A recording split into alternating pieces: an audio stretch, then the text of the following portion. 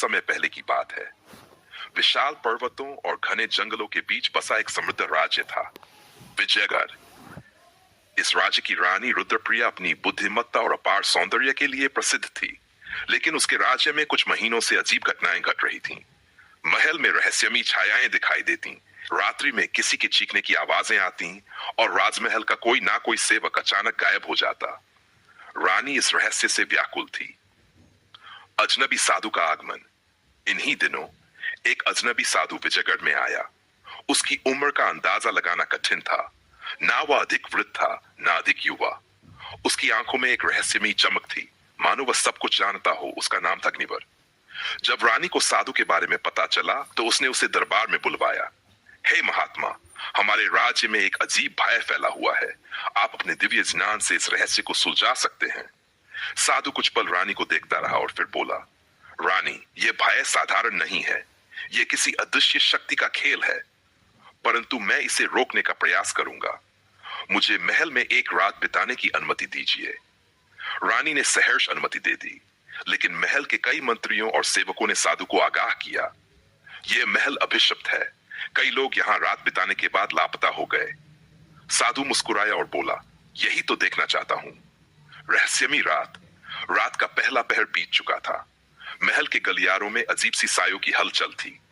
साधु ने ध्यान लगाया और धीरे धीरे एक धुंधली छाया उभरने लगी। अचानक एक तीव्र ठंडी हवा चली और साधु के चारों ओर अंधेरा छा गया। जब प्रकाश लौटा तो साधु ने देखा, उसके सामने एक काले वस्त्रों में लिपटी रहस्यमयी स्त्री खड़ी थी। उसकी आंखें अग्निशिखा की तरह जल रही थीं। तुम कौन हो? साधु ने शांत स्वर में पूछा। स्त्री हंसी, जिसकी गूंज पूरे महल में फैल गई। मैं इस महल की असली रानी हूं।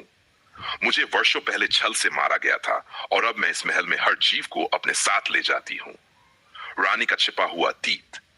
अगले दिन साधु ने रानी रुद्रप्रिया को बुलाया और कहा, महारानी, यह महल केवल पत्थरों से नहीं बना है। इसके भीतर एक छिपी हुई पीड़ा है। रानी चौंक गई। आप क्या कहना चाहते हैं? साधु ने उत्तर दिया, मुझे सच बताइए, क्या इस महल का कोई पुराना राज है? रानी की आंखों में अजीब सा भय तैरने लगा। उसने एक गहरी सांस ली और कहा, यह महल पहले चंद्रगढ़ राज्य का था। इस पर विजयगढ़ के राजा ने आक्रमण किया था और वहां की रानी विशालिका को कैद कर लिया था। कहते हैं उसने इस महल में आत्मा जो प्रतिशोध लेने के लिए जीवितों को मार रही थी।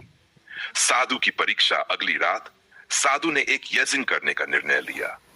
पूरे महल में वेद मंत्रों की गूंज उठी। जैसे ही हवन कुंड में अग्नि प्रज्वलित हुई, हवा तेज हो गई। अचानक महल की दीवारों से एक बार फिर वही रहस्यमयी छाया निकली। इस बार वह और भी क्रोधित लग रही थी। तू कौन होता है मुझे रोकने वाला? आत्मा गर्जी। साधु ने दृढ़ता से उत्तर दिया, तेरी पीड़ा को मुक्ति दिलाने वाला।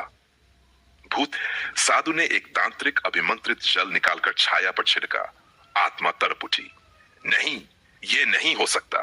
साधु ने कहा, तेरा बदला पूरा हो गया, अब शांत हो जा। आत्मा चिल्लाई और देखते ही देखते वह धुएं में बदलकर हवा में विलीन हो गई। अगले दिन से महल में कोई अजीब घटना नहीं हुई। साधु ने रानी से कहा, अब यह महल सुरक्षित है, परंतु याद रखना, न्याय का स्थान अन्याय से नहीं छीना जाना चाहिए, अन्यथा इतिहास स्वयं को दोहराता है। रानी ने सिर झुकाकर साधु को धन्यवाद दिया और उन्हें आदरपूर्वक विदा किया।